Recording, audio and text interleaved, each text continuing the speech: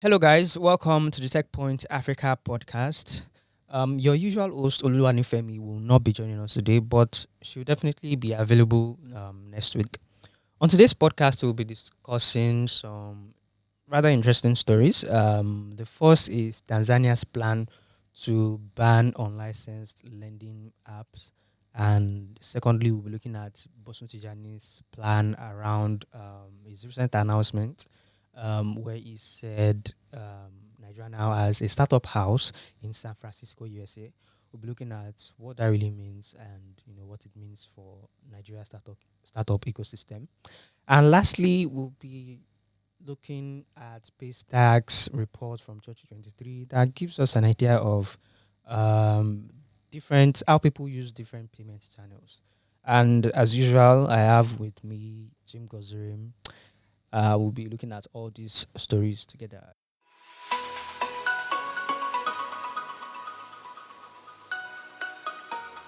All right, let's start with Tanzania. Tanzania is facing some issues with lending platforms, and as you can imagine, the major problem is these unlicensed lending platforms engaging on ethical habits of um, getting their money back from their customers. So they threaten, they do all sort of things to get their money back, and the government wants to ban these platforms, right? Yes, but one thing that I'm curious about is how big of an issue is this in Tanzania? Talking about unlicensed loan apps. Very big, apparently. But so this is not exactly banning. I guess ban is not the right word here. It's not exactly a ban. It's basically a circular by the Bank of Tanzania saying don't don't do business with unlicensed loan apps, and it's the reasons are very obvious. The the same problems we have in Nigeria, in Kenya, are the same problems that we face in Tanzania. Okay, maybe not always on the same scale, Okay. but it's sort of the same, where you have first very low access to credit, and if you have low access to credit, and the economy isn't going so well, then you are almost always living paycheck to paycheck. Mm. That's even assuming you have a job. So there's a huge problem with access to credit across Africa. Tanzania isn't left out, and as a result, people are resorting to loan apps. So something I saw was the same strategies that are used in Nigeria, shaming people, um, calling people on their contact list, colleagues, relatives, and all of that. It's literally the same playbook, and it had me wondering, like, could it be just the same group of people who are running similar rackets across Africa? Mm. So yeah, that's my I basic remember theory that for the week. someone called you that they used you as a guarantor. Yes, yes. And they said whose obituary they said they were going to post. Yeah, they said they were going to post the person's obituary, and I'm like, bro, I'm not. Like, Wait, did you know the first of all, person? the person that they were calling me Yeah. for. Oh yes, I did. Okay. It's someone I know, Oh. but that was a terrible time to call me because I was pissed off about something else. So I Mm. transferred the aggression to the person that was threatening me. I Which is know. such a badass move when you think about it. Yeah, exactly it is. But then, where was I with Tanzania? Yeah, so uh, you have cases where people go take loans, Mm. and then they have like really crazy terms. I read of one where they basically had to pay 60% interest rate. What? Yes, they had to pay 60% interest rate. So the thing was that the person took the loan, and they read the terms and conditions, at least according to what they said. They read the terms and conditions. It was bad, but they needed money badly. So they were like, you know what? Let's do it. And a couple of days later, the loan was up. They needed to repay. They couldn't pay. So those guys came for him, and he's like, come on, it's really bad. So yeah, it's a very big problem in Tanzania. So I really don't see how I mean if you ban the apps, yes, but I think people will still find a way to go to this platform because like you said, access to credit is a very big issue In Africa, yeah, yeah. in Africa. So shouldn't the governments try fixing access to credit, which I also think there are people that can go through the right means of providing those credits. But Mm, they are also afraid that if I don't resort to threatening people, I might not get my money back. mm. It seems like the problem is really to tackle that access to credit. Yes, that's if you. I mean, if you tackle access to credit, you reduce predatory lending by you reduce it significantly. Mm. So yes, the government can say they want to tackle access to credit, but it's tough to be honest. Yeah, but yeah, that's one way to fix it. One problem is that it's not just loan apps. Loan apps are very easy, which is why there's a focus on that. But I don't know if you remember. I think 2 or 3 weeks ago, we were on a bike, and I don't know if it was you or not. Okay, I don't know, but yeah, like in that our neighborhood, and I saw a small shack, maybe not exactly a shack, let's call it a small shop, Mm. where someone was advertising loan services. Mm. And it had me thinking, it's not just those guys with funny names on Google Play Store anymore. It's also the person on your street who is doing that. Now, of course I don't know the details of their operation, but they are very unlikely to be licensed by anybody. And if they are unlicensed, it means that they could. I mean, we've always known about loan sharks. Loan sharks didn't come with the internet, to be fair. So there are that's another issue. But your question about fixing access to credit, I mean, yes, it's very important. First, you need to incentivize people to lend, which means you need to build out an entire credit infrastructure. Um, a lot of people do not have access to, like, they don't have their information on credit bureaus. There's also no, I don't know if I'll call it the justice mechanism for defaulters. And I know people say that Nigerians are bad borrowers, but I just think it's a case of no consequence leading to that, because really, who do you really think wants to repay a loan when you could use this money to do something else? Like, anywhere in the world. So I think if we had those mechanisms Yeah. to make you pay every time you default, we could have a better credit system. But until we fix that, um, and that's the problem. The government keeps on saying they want to do this, but how are we? What are we doing? We are not seeing any concrete evidence that you're doing something. So we've talked. I mean, everyone has talked about making it harder for you to default on your loans, and can you link it to something that is very, very important? So you are owing, and then we say you can't renew your international passport, for example, Ah. or you're owing, and we say you can't. So because you're owing, for example, we say the loan that other people are getting at the 15% interest rate, now you have to get it at 25% because you have a high, like your credit risk, or it's linked to your ability to rent a house.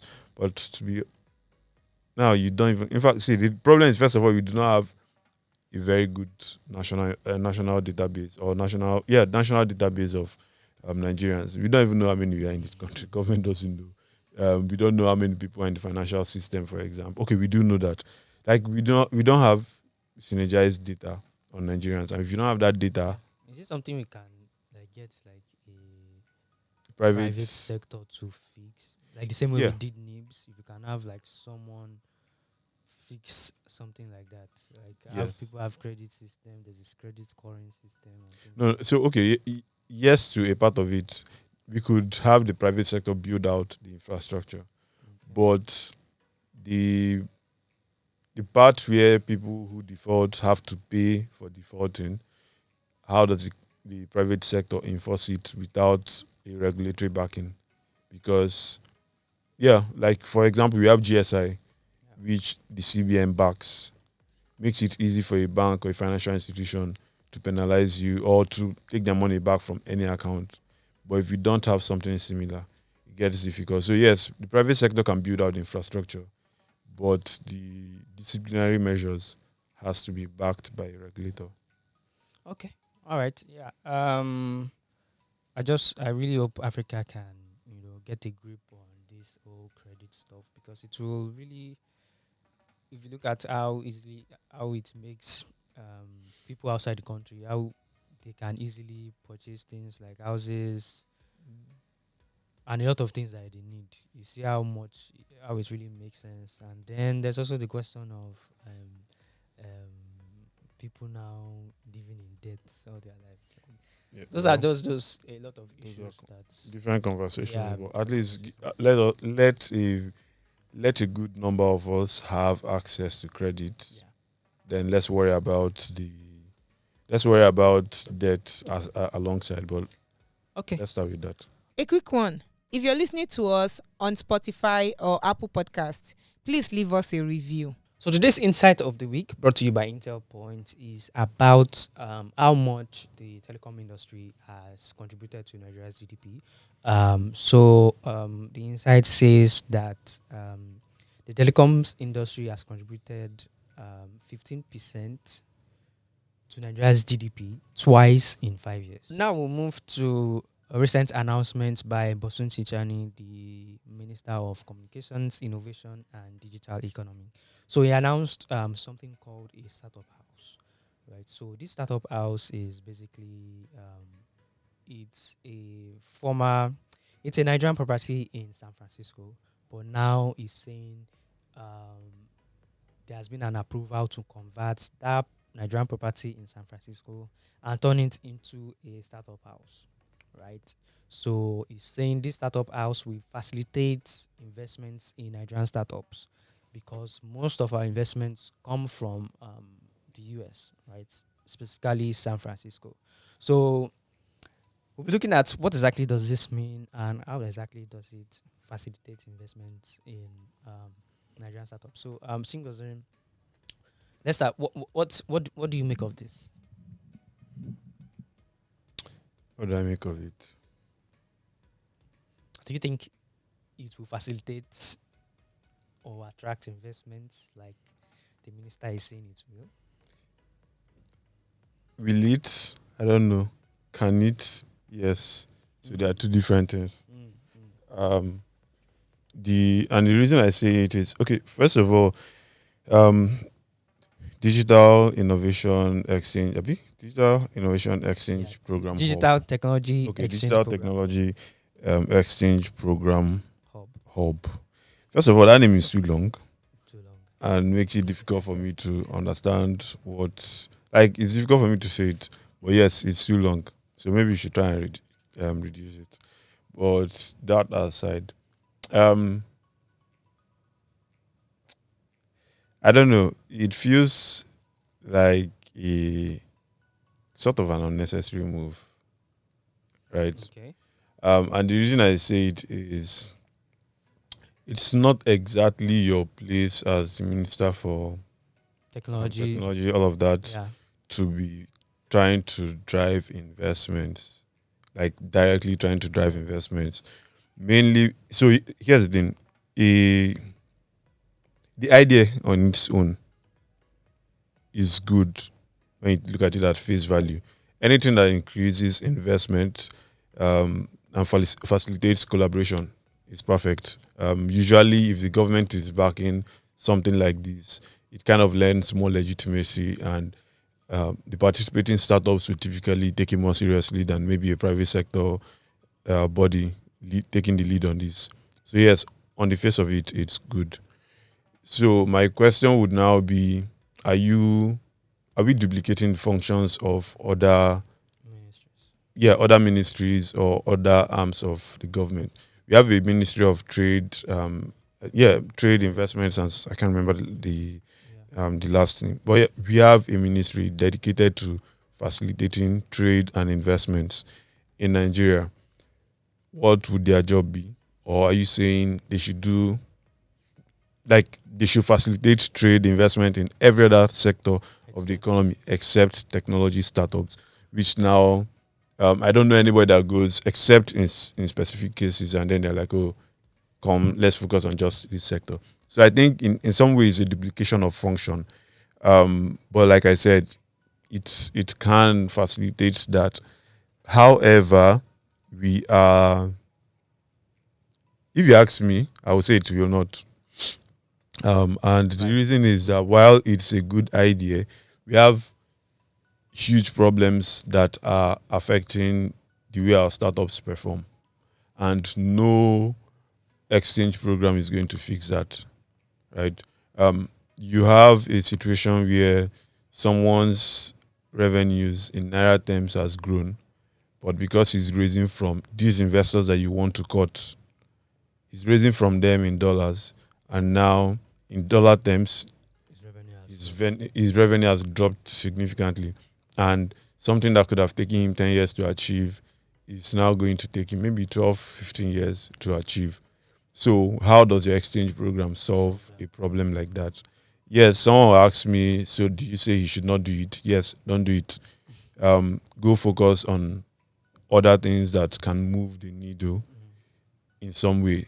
So he, alongside the startup house, he talked about the SPV Yeah. for digital 95. infrastructure. Yes. Now that is a more commendable move, if you ask me, Okay. because if you improve fiber coverage or broadband coverage in Nigeria, you are directly adding more people to the digital economy. So that makes a lot of sense.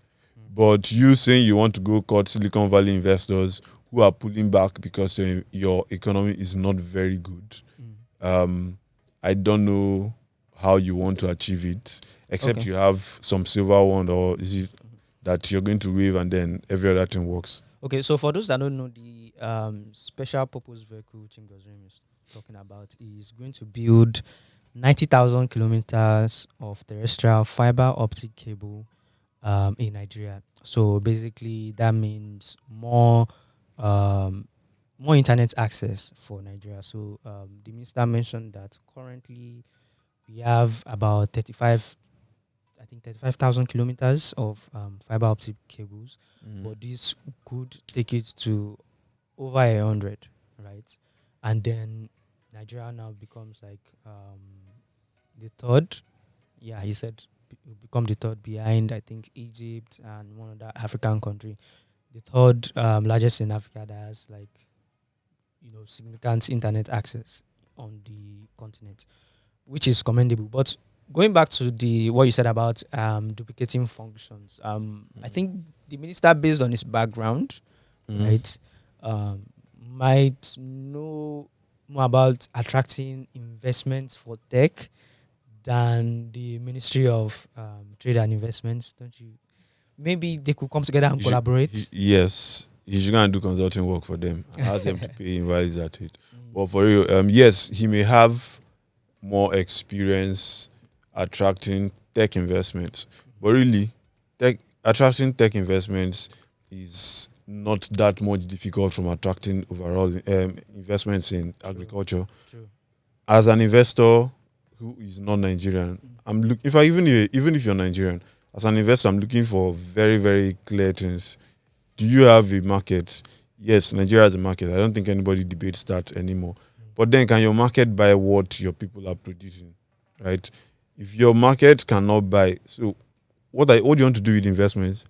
Do you want to give credit and then people do what with the credit? Like, what exactly I are feel you going to do? it's the problem of attracting investments is, I think there are larger overall problems that come Exactly. back There are to, yeah. see, the thing is, you're operating in a terrible macroeconomic environment, and how does going from, let's say, I think Nigerian startups did about 1.2 or 1.3 billion last year, but how does going, Investments.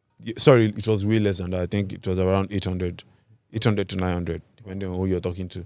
But how does going from 800 to $800 million to, let's say, $3 billion, how does this solve the problems? This money is going to the private sector. It doesn't solve the purchasing power that we have. Okay, Doesn't NBS solve released, security. yeah, NBS released inflation numbers for just, I think, yesterday or 2 days ago for last month, and I think inflation is up at about 33%.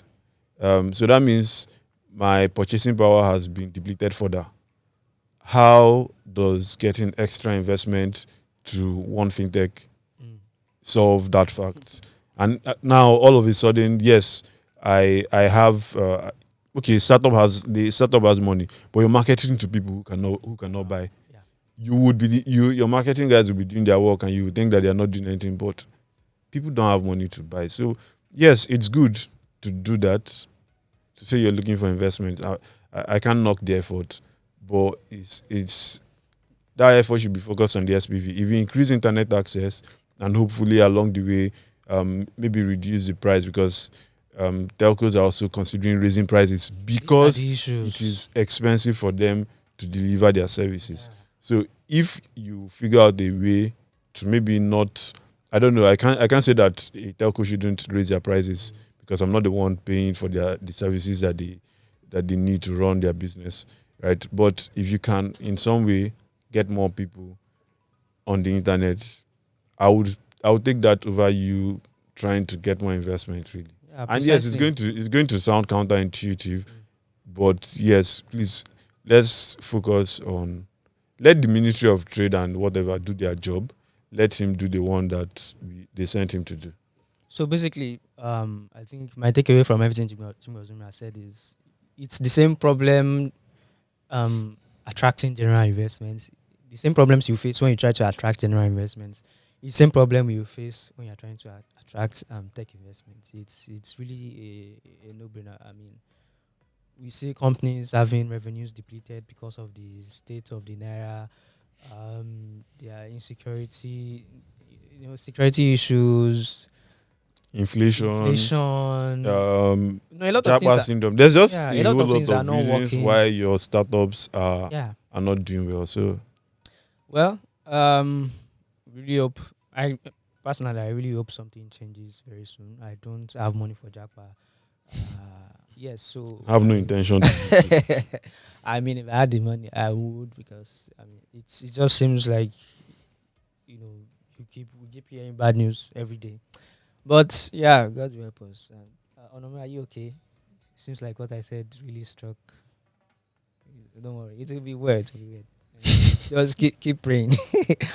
All right, so let's move away from Nigeria and its troubles, and let's talk about Paystack's recent report. That report really gave us an idea into how people think about payments in Nigeria. It gave a lot of insights into which payment methods the people prefer, the ones they use the most, and things like that. Tingosim, Mhm. what was there anything you found really surprising in that report? Surprising. Um, For me, I think it was the fact that people Preferred preferred bank transfer. transfers, which I don't really get. Card I personally payments, get it. how? Like, why would you prefer bank transfer? So if you use a traditional bank, yes, you would not prefer it. But a lot of fintechs have really seamless. So a bank that shall not be named. For me to do a transfer, I have to open the first page, impute, I think, account number, and then I'll choose the bank. Then I go to the second page Mm. and I impute like two more details. Then I go to the third page and I impute another detail. Then I now have to go impute a password. That's 4 pages I have to go through before I complete a transaction, like complete a transfer. That's even if it loads all the Exact. pages successfully. Yeah, exactly. So, however, on some apps, all I need is like just one page, and I put everything, like I'm filling out a form, Mm. and then hit send, put in my password or whatever, and then that's about it. So if you are doing transfers on two apps that had like these different interfaces, of course, a transfer on the person with 4 steps and the one with just one page is not going to be the same. So I can understand why people want to do transfers, do more transfers than cards. However, while the data is like interesting, I don't think it paints the full picture of how digital payments are done in Nigeria. And I say that because for a very long time, Paystacks business was focused on, you have a business, you want to accept payments online, right? So there was nothing like a POS device, for example. And if you want to accept payments online, bank transfers are like a very common way for people. It's faster than card details because it's faster than paying with card because now you have to, if you don't have your card At that point. I don't know. Okay, well, some people say they save their card details on their phones, but if you don't have your card at that point, you have to go find it. Whereas with bank transfer, all I need is who am I transferring it to, Copy. and that's it. Copy, paste, and then I'm doing it. So I can understand why people who are doing online digital transactions, I don't know, offline digital transactions is a thing. Let it not be I'm saying rubbish, Yes. but yeah, if I'm saying rubbish, people should correct me.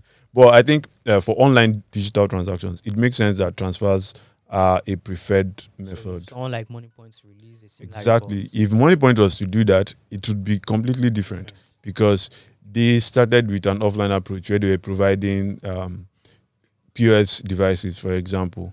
And with the POS device, first thing, for a very long time, you could not do a transfer to a POS device. I think it was in last year that they introduced POS transfers.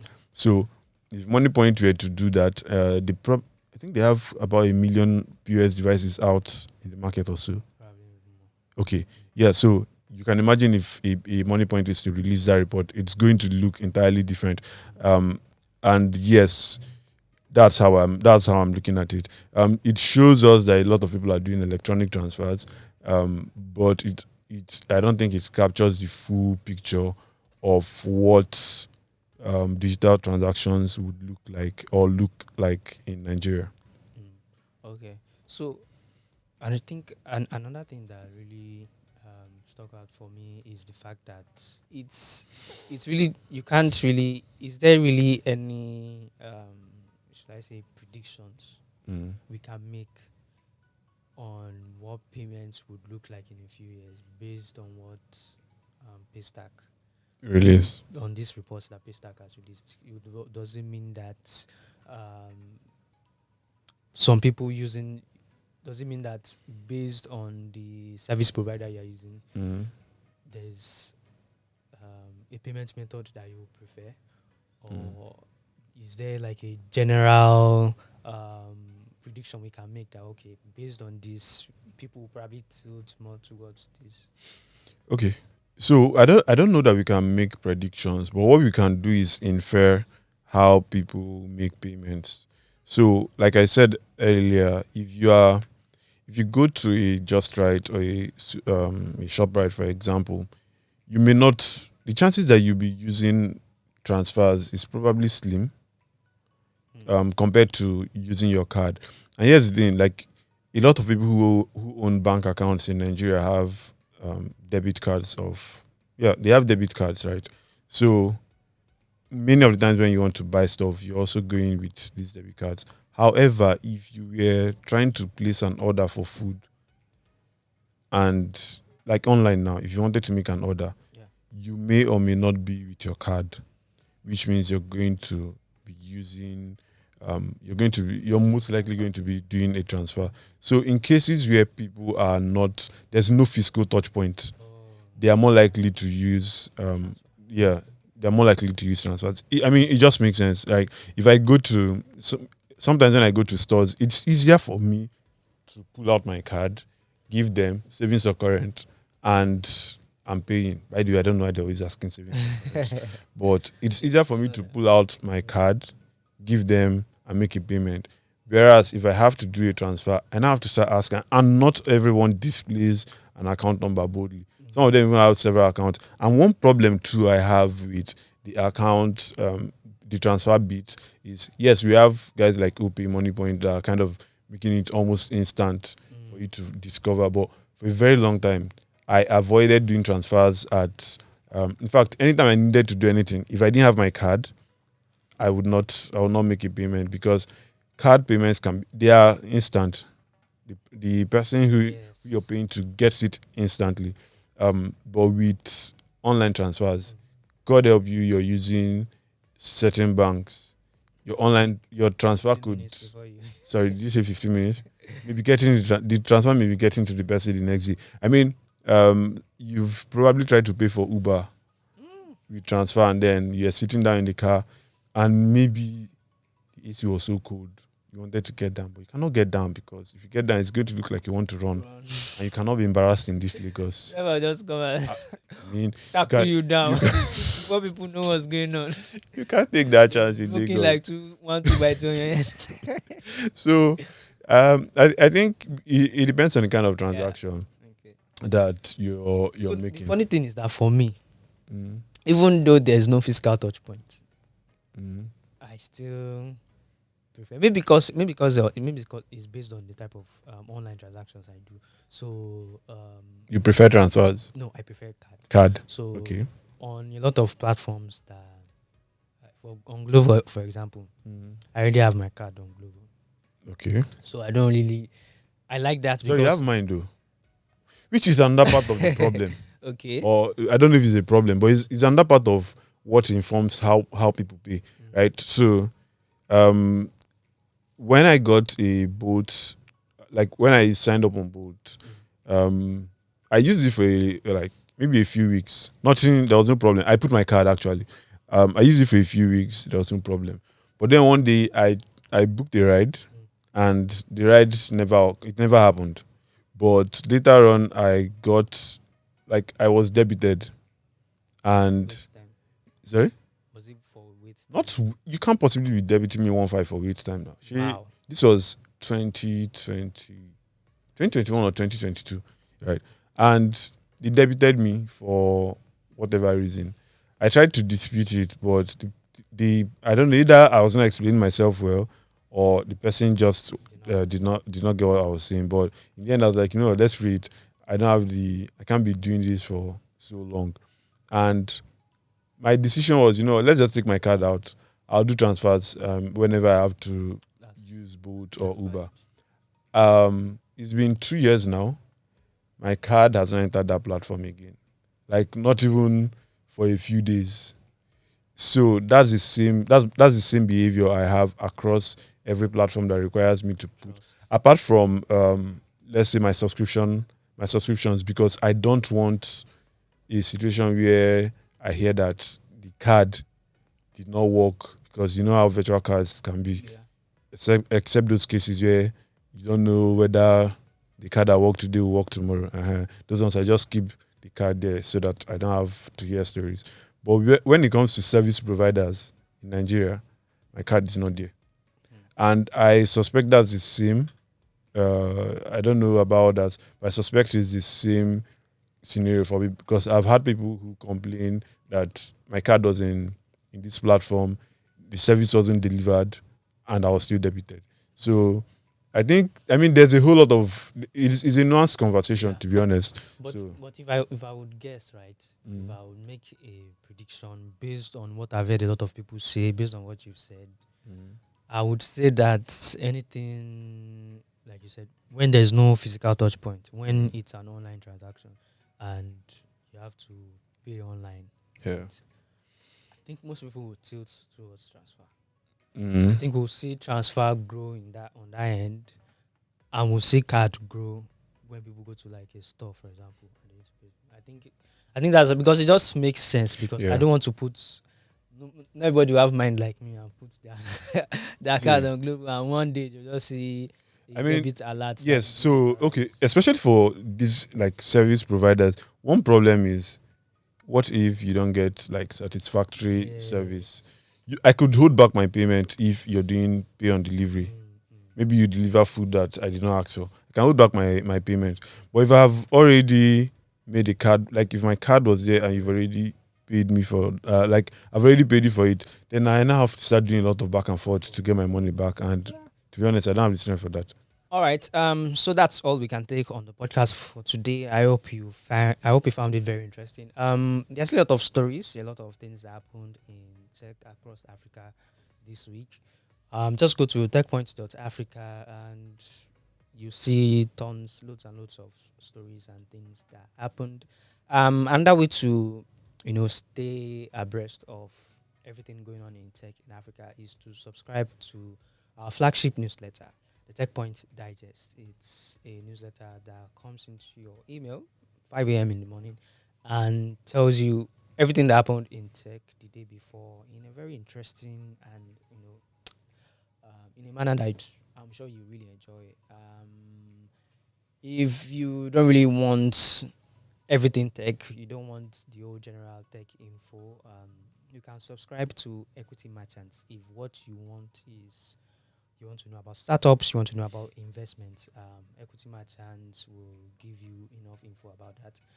Tim Gozim anchors that newsletter, and yeah, he really knows what he's talking about. If your concern is about work, you want to work in tech, you're an employer, you're an employee, you want to know what the latest trends are when it comes to employing staff or getting hired, or what you sign, what you should not sign. Pitch a tent with Oluwanifemi. She has a newsletter called Workplace Africa Newsletter that will teach you everything you need to know about that. Yes, for all our listeners, whether you're listening on Google Podcast, Apple Podcast, Spotify, anywhere, please make sure to share this, like it, leave a review if you can, and let other people find this podcast. Thanks again for joining us today. My name is Bolu, and I will see you